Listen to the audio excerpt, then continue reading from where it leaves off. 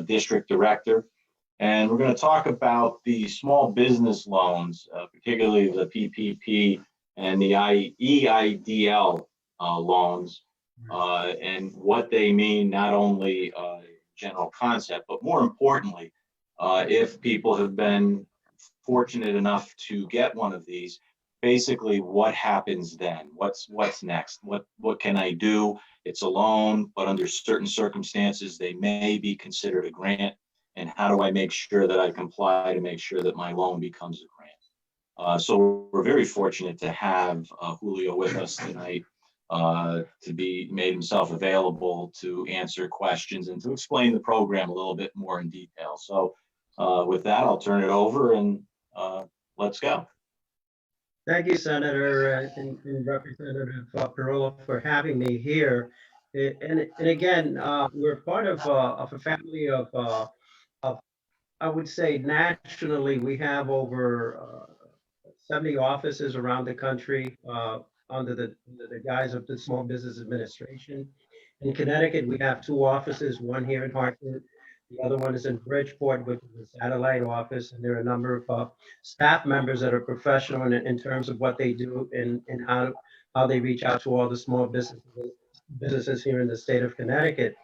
Now, since March 15, the state of Connecticut was declared a disaster state. And under that premise, the United States Small Business Administration also accepted that declaration and immediately back on the 15th opened up what we call the disaster assistance programs, which started out with what the senator mentioned, the idol of what we call the economic injury disaster loan.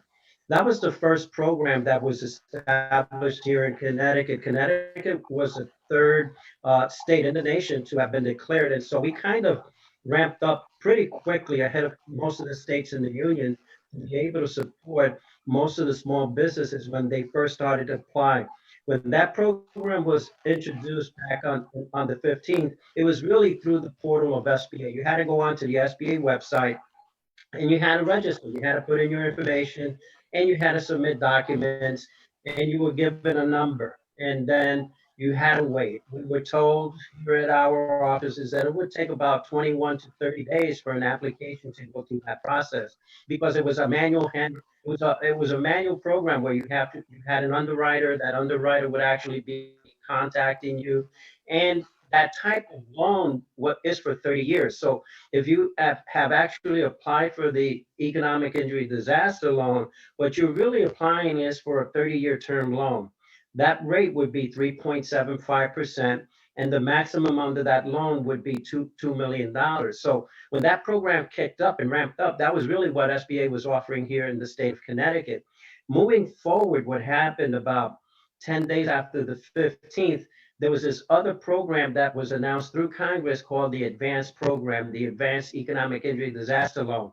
That was up to $10,000. That was an emergency advance loan that SBA was providing for businesses that would apply for this immediate $10,000 with the premise that it was going to be processed within 3 days. And it was very low tech. There was nothing outside of you inputting your basic business information and how many employees you had. Because of the demand under that program, if you went onto the website, it said up to $10,000. But so many businesses nationally applied for that program that what happened was that SBA made a concerted decision that the only way they could help every business that was applying through that program was limited to $1,000 per employee. So if you had 3 employees, you would get $3,000 under that advanced program. And that was what was structured in a lot of businesses. By the end of the month of March, you then had this thing with the CARES Act, which introduced this PPP, which is what everyone's talking about, the Paycheck Protection Program. That was launched towards the end of the month when the president and the White House, Congress and the Senate all agreed on this massive bill that was $649 billion to assist small businesses nationally. So on the 3rd of April, that program was launched. The banks really weren't prepared. They basically knew something was coming, but on the 3rd of April, which was a Friday, all of the banks in the United States were then supposed to be the conduit to deliver $649 billion of funding that was going to be made available to all small businesses. Well, the massive rush for this program, within 14 days after the 3rd of April, $649 billion was basically used up. And so by the end of, I'm trying to time myself, 2 weeks later, the funding ran out. So the program temporarily shut down. This included the PPP, the Economic Injury Disaster Loan, the EIDL, and also the Advance. All three programs basically we're looking around the 17th of April, ran out of money. So Congress then met, they decided then to refund the program. And by this past Monday, another tranche of money that totaled $320 billion was refunded into the the Paycheck Protection Program, which reopened then this Monday. And so businesses again started to reapply. There were different features that were added to this bill didn't have, where $60 billion of that program is going to be then limited to smaller banks and community credit unions and smaller, what they call CDFI, community loan funds that could actually apply and become certified to lend money through the PPP program. So the $60 billion tranche basically was captured, for banks that had assets of less than 50 billion down to assets under $25 billion. And then when I'm looking at Connecticut in terms of what bank is larger than that, outside of national banks, outside of the big Bank of Americas and such, almost every bank in the state of Connecticut, except for maybe People's Bank and a little bit of Webster, every other bank in the state qualifies to continue to accept applications because of the $60 billion that was set aside for the smaller community banks, since they believe through Congress that these smaller banks have more access to the smaller businesses that were in dire need, since the bigger banks, they thought, the first tranche of money. And so seeing that right now, most of the banks in the state do fit into this $60 billion, the $60 billion tranche that's now focused to the smaller community banks. And as I just mentioned, all the state banks, except for maybe two, outside of the national banks, do qualify to continue to lend under the PPP, because once the rest of the money under the PPP really would be, all the big banks and all of the banks that are above that $60 billion, up over the $50 billion threshold, can actually continue to lend until that particular tranche of money is expended. And then what's going to remain would be then the 60 billion, which would be then focused for the smaller community banks. So Connecticut is in a good position because, again, as I said, most of the credit unions and the smaller banks fit within that type of realm. What's been happening recently is that now that we've been focused in getting this money into the hands of the small businesses, most of the businesses now have to really reach out to the banks. They have to make sure that the banks have provided them with an approval, and that the banks have committed to make sure that they have an account number for them to have access to that money.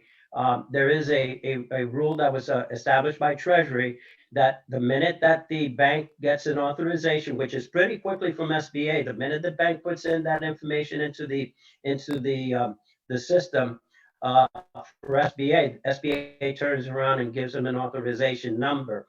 They have 10 days to close that loan from the time, so they can't waste time not closing that loan because the Treasury is mandating that these loans must be closed within 10 days. And so during that period, the borrower gets that money.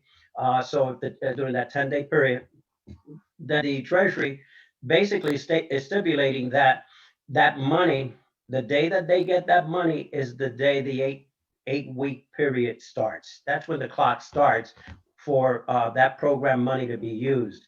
Understanding that the payroll protection program is a payroll program. It's to make your business whole during that 8-week period. When you applied for that loan, you're basically applying to cover 8 weeks of your payroll. Is to call back your employees, or if you have them, to utilize that money to pay them during that 8 weeks that your business is either shut down or you have diminished staff for whatever reason. You could pay those employees while they're at home. You could pay them when they're in your working for you. Whatever means, as long as you have them on the payroll, because the way the program works is that when you apply for the loan, you're basically filling out a form, and all you're doing is just doing some basic numbers. Is you're putting how many employees you had as of the start of February 15th. If I had 5 employees and my average payroll for that 8-week period is $50,000, I am supposed to end at the end of the 8-week period with 5 employees and $50,000 in payroll. Once I end up with that amount of money that I could provide that information to back to your lender, whoever your lender is, then the lender would take that information, provide it back to SBA. SBA will then forgive the balance of that loan. So your loan would be forgiven. So if you have a $50,000 loan that you took to cover your payroll for 8 weeks, and then at the end of the 8th week, they're going to, right now, they're still waiting for information to come back from Treasury, because Treasury promised to release basically more guidance as to what are the procedures, and if there are going to be any forms that the bank is going to use to determine how much money you spent. That's going to be coming. So if you actually went to a lender right now, they probably have very little information, because Treasury still has not released any of the information as to what the bank needs to go to their clients and say, okay, this is what you need to provide me, so I could then use that to provide the bank, and then the bank provides that back to SBA, and within a couple of days, SBA then pays off the loan at the bank. And that includes interest. So the first 6 months of that loan is interest free. So if you pay off your loan within that 8-week period, you don't pay the interest. And the interest technically on this loan is for 2 years. It's a 2-year loan at 1%. So the first 6 months of that loan, you're not paying any interest, any balance that you cannot justify, because whatever your payroll is going to be prorated. So if you only wind up with 2 employees, or you only call them back and you only use them for, rather than the 8-week period, you use them for 4 weeks, it's going to be prorated. So whatever your final number is, that balance would then be termed out for that 2-year period. And then you would, after the 6 months of no interest, you would then start paying interest at 1% for the remainder of the loan balance, which, as I said, is for 2 years. So very good job there, Julio, explaining an overview on the PPP program. A couple of questions just to follow up. I know that it's primarily a payroll protection program, and that's the major focus, but there's also an element of expenses that are allowed. How do we get to that? I mean, how is that determined? I understand it's 25%, but could you explain what expenses qualify? And also, as you're talking about this, like just some practical questions. We talk about that 8-week period. If somebody were to receive that, in April, and rent, I think, is one of the expenses, would April, May, and June, because all 3 months would be included in that 8-week period, would rent for each of those months? And kind of explain what's the parameter, or if I had a utility bill optimum that I get today in April, but it includes March charges, do those count, or is it only for April, May, and June, that 8-week period? Right. It's the 8-week period that's covered from the date that you took the loan. So it doesn't go back, it'll go forward for those 8-week period. So when you're submitting your paperwork to your lender, that's the information that you're providing them, and then they're just going to tap it into your loan balance, whatever that is. Now, the way the program is structured, it was originally supposed to be 100% for payroll. Congress included this caveat that you could include 25% of your operating uh, those items, which include rent, the interest on your mortgage, if you have a mortgage or debt on your business, not personal. Because if you have a mortgage and you put it through your business, then yes, it is, you can include it. But if you don't have, so if you're paying on a mortgage, but it's off and it's personal, that's not included. It has to be something that is paid through your business. So the interest would be included on that, the utility, whatever your utility costs are, the rent would also then be included in there. Those are the common expenses that are included in the program. Now, after the 8 weeks, what happens is that 25% of that can be forgiven. 75% of that total amount has to be for payroll. So the main focus is the way they structure the program. We'll forgive 75% of your payroll and 25% of your utilities and rent. Whatever the final balance is of that, that would be termed out into a 2-year loan at 1%. So Julio, just a follow-up to that.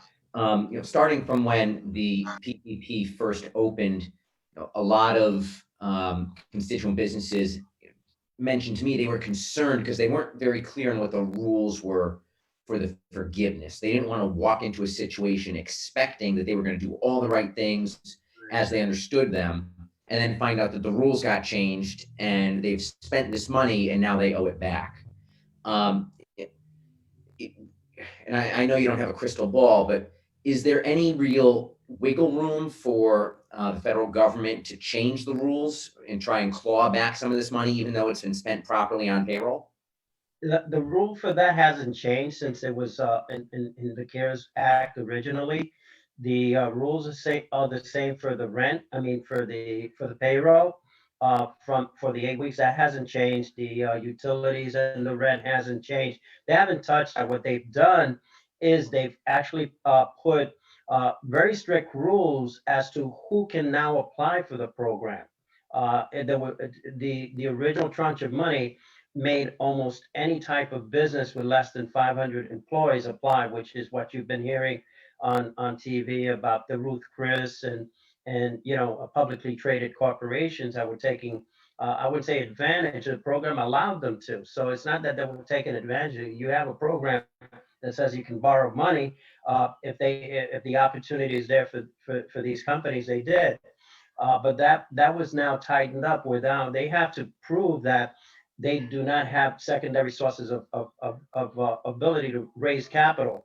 So that type of borrower now in the second tranche of money would find it very difficult. In fact, the rule goes back. So a lot of these companies are actually giving back their money because they did have other alternative ways of getting money. So we're finding that that's happening now because they've given them a deadline of May 7th. For if you knew that your company can't afford to get money without going through this program, and they know who they are because they're going to get audited sooner or later, and so they're aware of that, and so money is being returned back because of it. Thanks, and that's good to hear because a lot of folks were really concerned about that and didn't want to enter into the system. So thank you, I appreciate that, Julio. Yeah, and what's interesting with the program and the issue is can Congress and Treasury extend the deadline of June 30? That's the issue because when you have in a state of you might have states that are up and running before June 30 to get their employees back in, but you have a state like in Connecticut where come June 1st, there's still businesses that are not up and running, and so the employers are the way the calls that I'm receiving is I'm not going to be able to call back my employees. So I have a whole 30 days where I can't use this money. So what's going to happen to me? And so that is a congressional and a U.S. Treasury issue because they're going to have to deal with the mass businesses that could not call their employees because they're shut down in a state like Connecticut. So Julio, I think you sent earlier that you'd have to submit the documentation back to the lender. So I would go back to, the bank that issued the loan, not to the SBA. And what kind of documentation are they going to be looking for? They're going to be looking for the actual, invoice and the payment, like the check that's paid. What is it that ultimately the bank, the lender, and SBA are going to be looking for to document your expenses? One of the basic ones would be the 941s that they submit quarterly, and also the payroll. So if you have payroll either with ADP or one of these private vendors, they're going to be keeping your payroll going for those weeks. So all you're going to do is get those numbers together and provide that back to your bank. If you're not that big and you're a mom and pop type of operation, which is for instance, other people that are borrowing under this program, they're self-employed. So what's going to happen? They're going to be providing proof that they were paying themselves during that 8-week period. So, which could be canceled checks. It could be that, but it can't. The thing is, whatever you're going to do, you have to show that the money went into payroll, whether it's for yourself, the business, your employees. That's what the bank needs to get. So there's going to be some kind of orderly process where, this is what, because that rule is going to come down from Treasury, because I know the banks are also itching to get some kind of information as to what forms and what process they need, because once the 8 weeks is up, the bank now has to turn that over to SBA for SBA to say, yep, let me check the box off, you're good to go, the loan's forgiven. Interesting. Now, with the funds, do they have to be dedicated in an account and only used at the time the expense comes, or is the lender and SBA going to be looking more just, we gave you a lump and now we're looking for an accounting as to how you spent that, and so it can go into an account and then just be appropriated accordingly? Well, if you have a payroll company, that's going to show that you're paying your payroll for those 8 weeks. So usually, your payroll service will give you weekly payroll printout, and that's sufficient because that shows the money going to the employees. Now, if you have issues where I can't bring back my employees, well, you could hire other employees. You could bring in, you could do whatever you need to get back up to that 5-employee level. Because if you applied for the program and you said I have 5 employees, and now you're down to 2, you could hire new, you could bring in your family, you could bring in whoever it is to start working during that 8-week period, so that you can pay people on your payroll to meet up with whatever numbers you started with at the beginning. So the goal is to justify, I started with 5, I ended with 5, and my payroll is 50,000. So because that's what the SBA or the bank provided you. Here's $50,000, and you're telling us you're going to use $50,000 during that 8-week period to cover payroll. And also, I'm borrowing for light, gas, that kind of expense. And so they provided you with that money. So what you're going to do for the 25% for your utilities is you're going to provide them your rent payment and utility bill, or your mortgage if you're paying. That's going to be the document you just need to provide.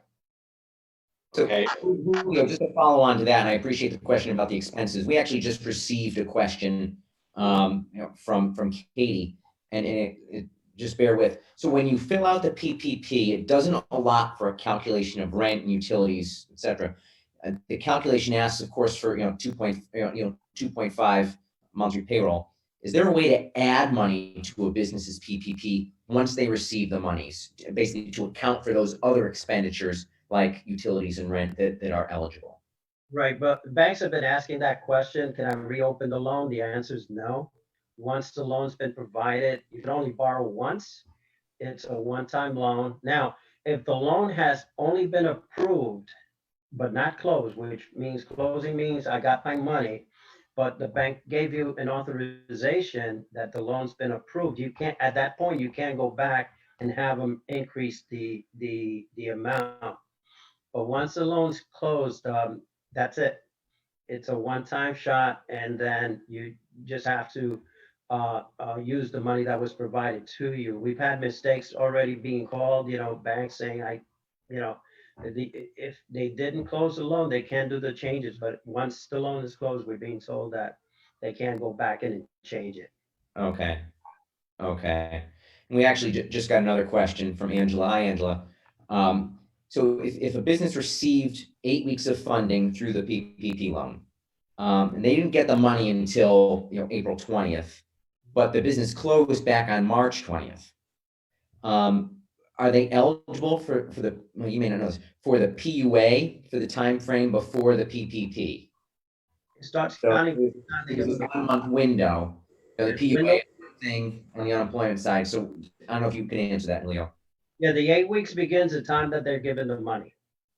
So it's not backwards thinking or looking backwards. It's going to look forward to making sure that you brought back your employees. So if you're provided the money on a Thursday, and you need to call your employees and you can't get them back in until Monday, then that Monday's, that's your payroll day, then you proceed forward for 8 weeks for that period. So the goal is to get your employees back in for that 8 weeks going forward. But let's say you're self-employed, retroactively, for that month before you received the PPP, you would be able to apply for the unemployment. Is that your understanding? I know it's a little bit outside the SBA wheelhouse, but Right, you can't do both. You can't double. That's not my call. That would be Department of Labor. If you tell your employee that you need to come back to work because I'm calling you, the employer could call the Department of Labor and say, hey, I got 5 employees. They don't want to come back to work. They might do something. And, I don't want to get involved with those questions. So that's kind of the DOL question. And I don't know, unless Kevin or Ben, we get intermittent information from the Department of Labor. It's it's confusing for everybody. So maybe, Angela, we can get back to you. I'll get you an answer tomorrow, and we'll get you that information because I know it's important to you. Yeah, DOL questions, because the minute that the employer asks that employee to come back, and the employee doesn't want to come back, that's an issue with DOL.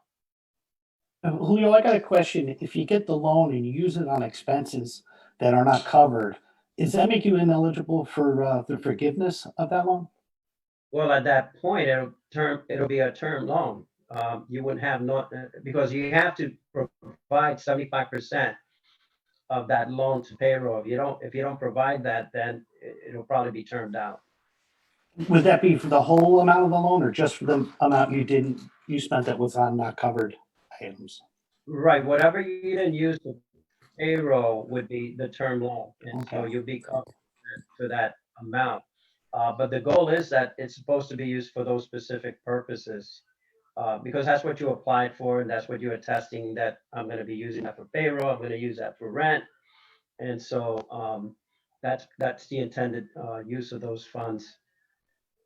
Now, say for instance, for the whole 8 weeks they didn't use it. They could turn that out. They could keep it and turn it out, and then use that for their own operating expenses after that. Okay, but to get the forgiveness, Mhm. is it a requirement that you have to spend all the way up to 75% on payroll, and in order to get the 25%? Like if I don't, let's say I only use 70% on payroll, Mhm. does that make me ineligible for the 25% forgiveness on the expenses?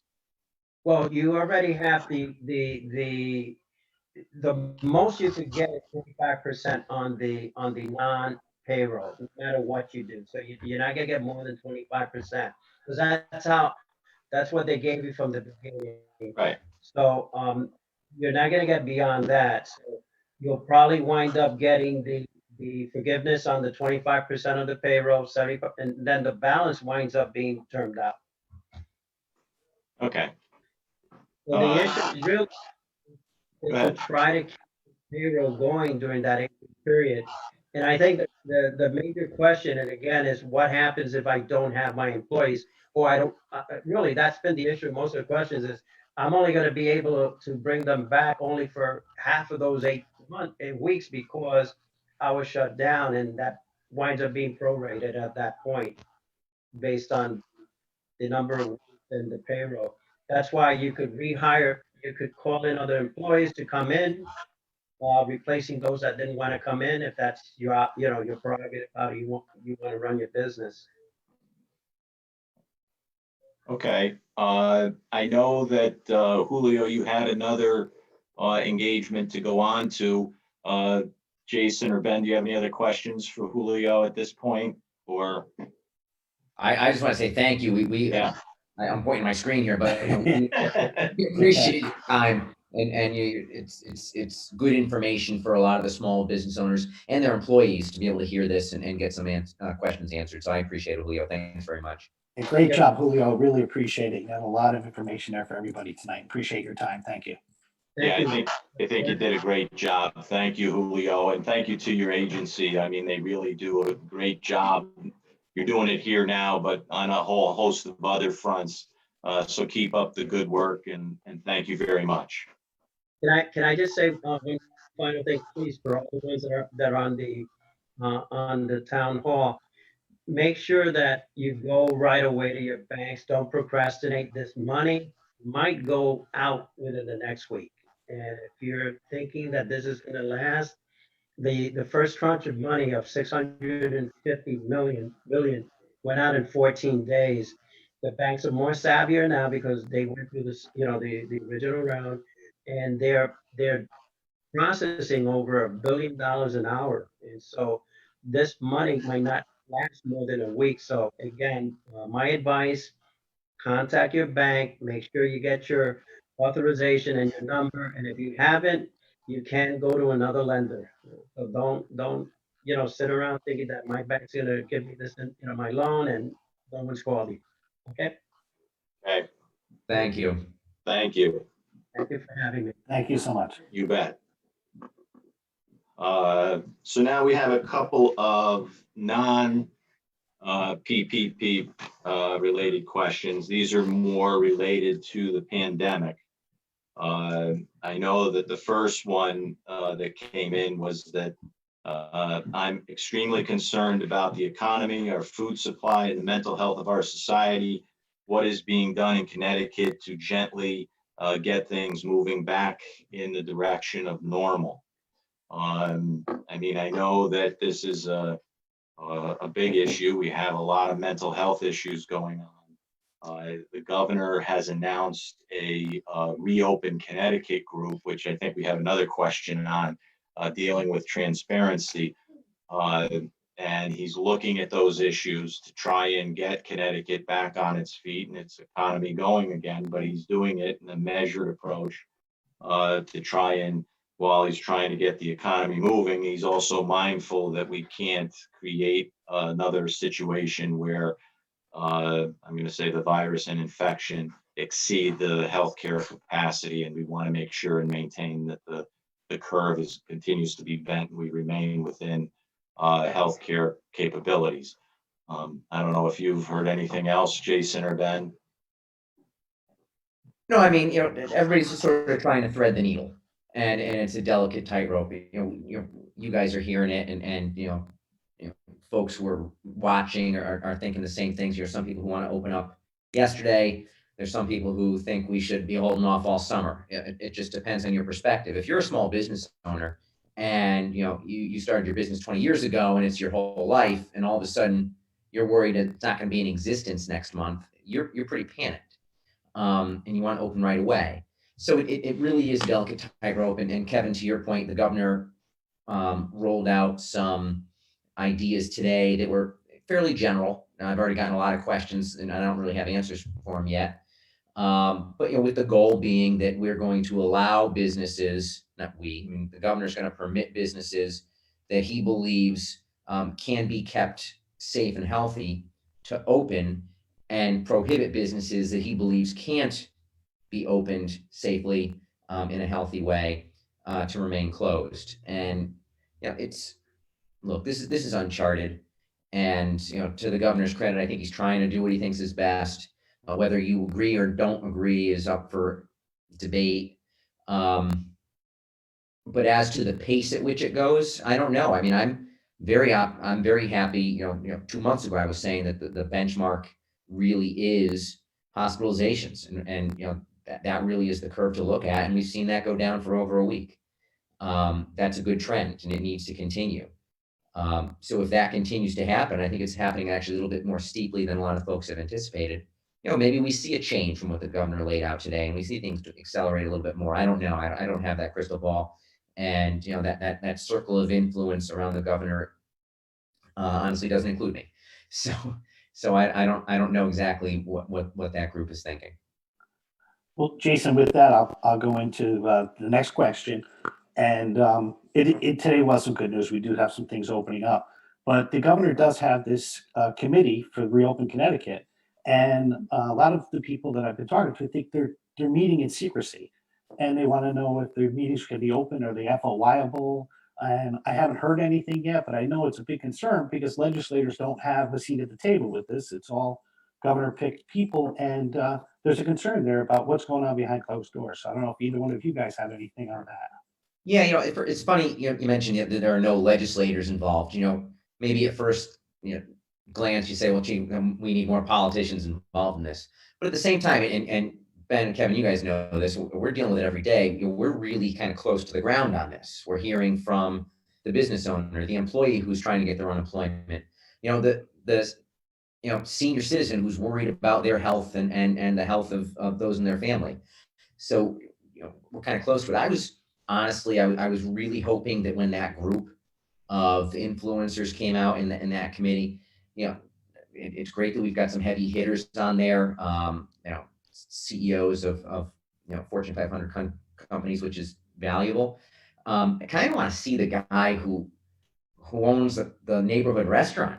I kind of want to hear that guy's opinion, and I think that was a little bit lacking. I think that's a perspective that legislators and folks who are on Main Street could probably give, and that's really not there right now. But in terms of transparency, Ben, to your point, if everybody in the public can hear that discussion, then there's a better opportunity for folks like that guy who owns the restaurant on the corner to then chime in. Maybe they come to us, maybe they talk to the news and they get the word out that way. But there are sectors of this small business economy that I don't really think are represented right now. And if there were more transparency among that group, I think that could change. And I don't know if you guys have any Yeah, a other. little bit of the more mom and pop shop owners would be nice to have their input, but I didn't see that. Thank you.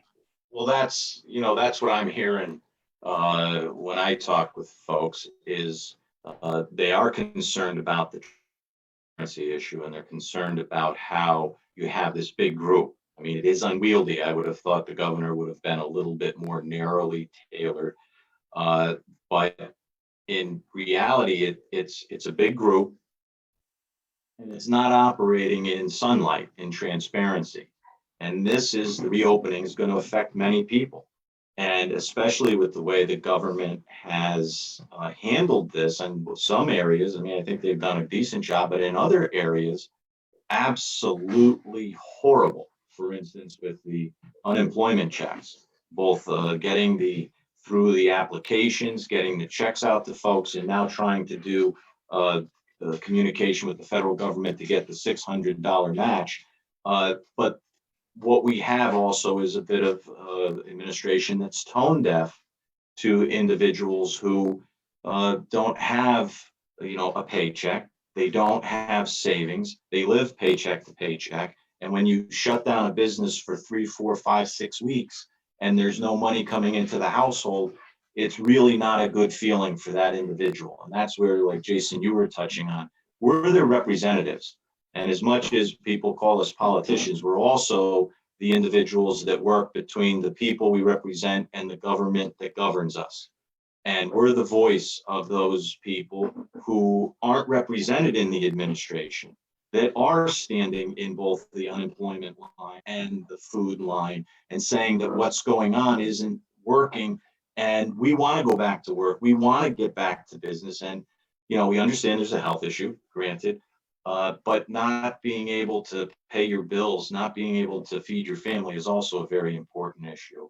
And so the transparency would be really nice to see what this group is actually advising the governor and how they're going about it. What's on their agenda, what's their focus, and is it the same focus that these folks that are standing in the food lines and the unemployment lines are experiencing? Are they hearing that resonate And is that part of the conversation? When you don't do it in transparency, people don't know.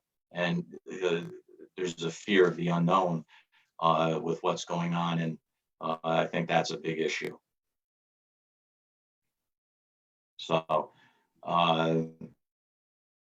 questions? Yeah, we've got some more questions, and let's see if we can move on. So Eileen has a few questions. I'll start with the first one. She asks, can you add some insight to why the number of deaths at nursing homes in Connecticut seems so high? And she references Shelton, where there are quite a few nursing home deaths. And I don't have that number off the top of my head, but I have yesterday's reporting, and it's pretty significant. I mean, and it really just comes down to science and society. The biggest factor is population density.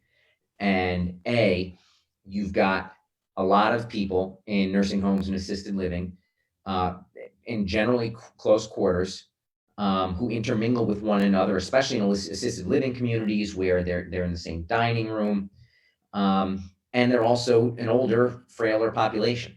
So, the virus gets in by way of a visitor, and this is before visitors were prohibited. But once it gets in, it gets in, and it can be very, very difficult within the community to isolate that. And that's why you see in a lot of towns, and not just Shelton, but in a lot of towns, I believe Stratford's had some nursing home fatalities as well. You guys would know far better than me, but that's how it happens, and unfortunately, it's not a surprise. I mean, this is it's how the virus spreads. And I should also say too, knowing folks from a lot of these nursing homes, the folks who work there, the folks who run the nursing homes, they're devastated at what's happening, and they've taken great steps to try and mitigate the risk. And they've done a lot of things right, but in some cases, it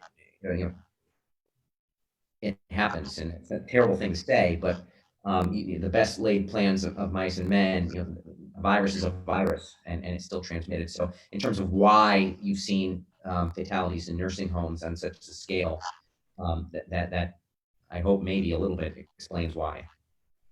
Well, it also gets to why, we took the steps, or the government took the steps with regards to this health issue to begin with, and that is to protect those folks that are most vulnerable. And as we thought before, the virus caught on as big as it did, one of the biggest areas is individuals who are older with underlying health issues, and that's predominantly what you have in nursing homes. It's also, we experience something like this at assisted living facilities, as well as senior housing and congregate situations. So wherever you put people, as you mentioned, in high density, but what you have here is high density coupled with an at-risk population.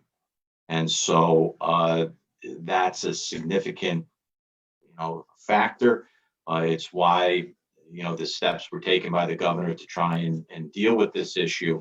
But it's also a focus as to why we need to make sure that the employees and the healthcare workers that serve our seniors, they need to make sure that they get the PPE and the protective gear so that they can continue to do a good job that they're doing.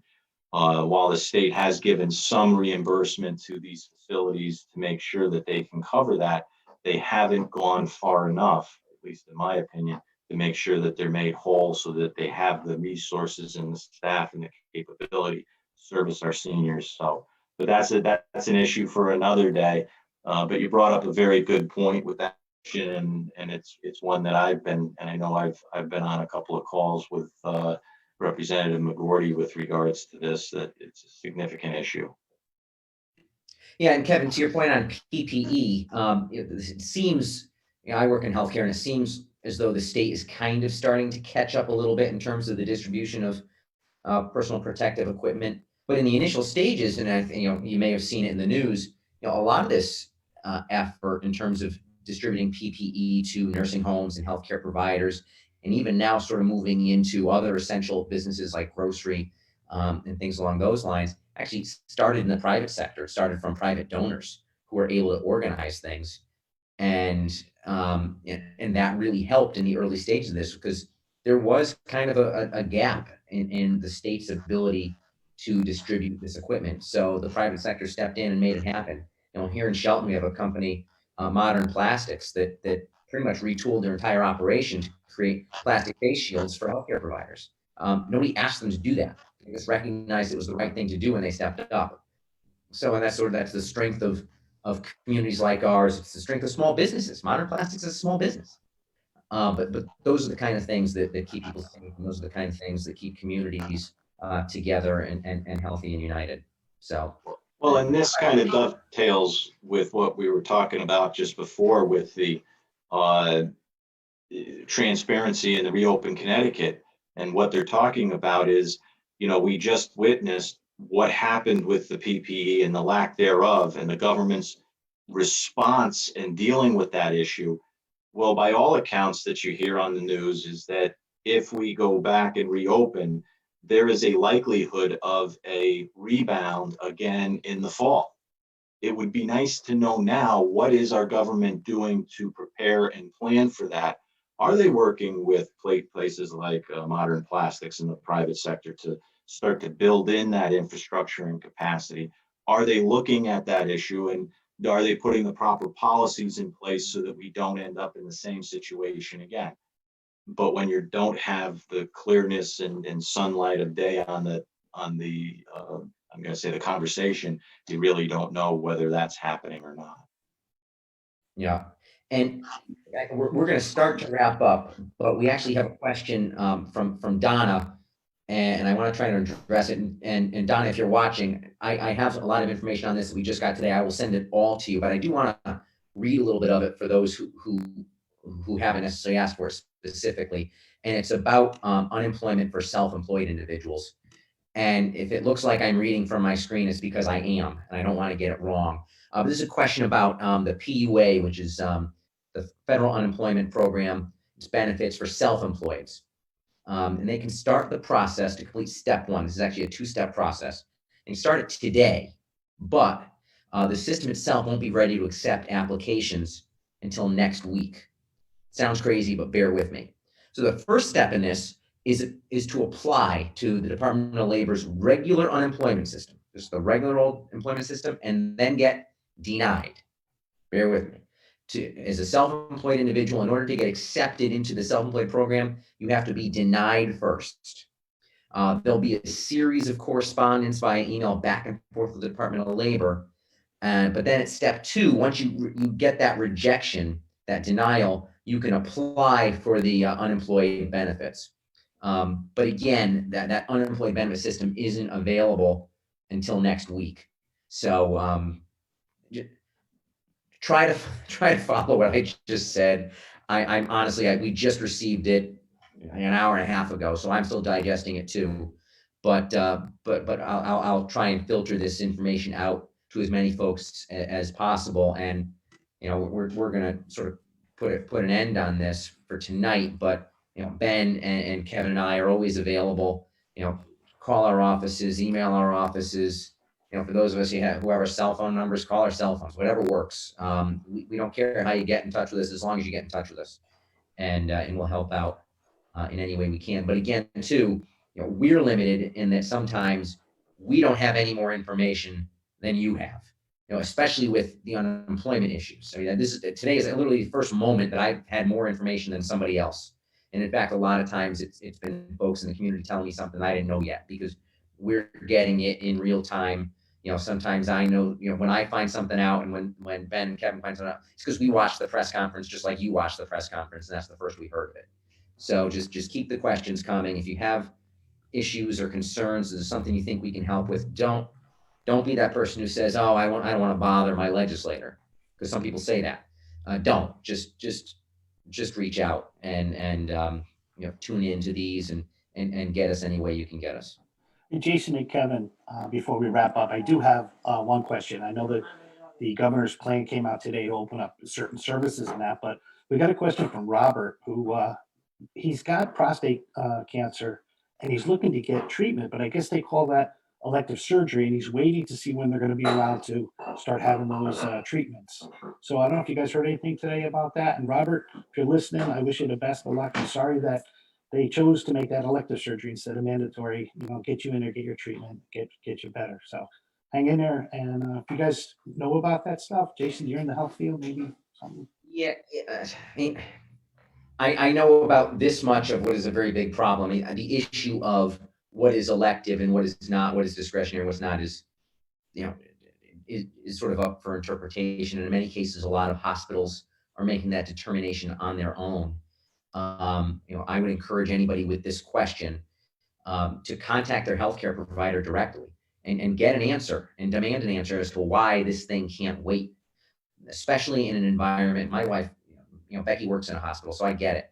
In an environment where we are seeing the curve, move downward a touch, and hospitals aren't quite as strained. And I understand we want to limit exposure in a healthcare setting, but if you're questioning why you have to wait for your procedure because it's deemed elective by your healthcare facility, my only piece of advice is bang away at your healthcare facility, your healthcare provider, and don't stop complaining until you get the service you need.